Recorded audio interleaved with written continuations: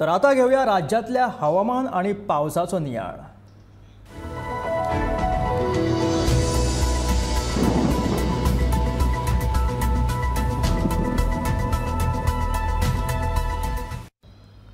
ज्युस्त मिरगाक मॉन्सून केरळात दाखल जालो। फुडल्या 2 दिसांनी तो गोंयांत पावपाची शक्यताय आसा अशें हवामान खात्यान कळीत केला। मजगती बिपरजॉय चक्रीवादळाचो गोंयाक धोको नासलो तरी दर्यांतल्या उदकाची पातळी सामकी वाडल्या। पालोलेम, बाणावले, कोलवा दर्यावेळेचेर उंचायेन दर्याची ल्हारां येवपाक लागल्यात। उदकाची पातळी वाडिल्ल्यान सॉयल इरोजन जावपाक लागला। ह्या बदलता हवामानाक लागून मॉन्सूनाचेर परिणाम जावप शक्य आसा अशें हवामान खात्यान कळीत केला।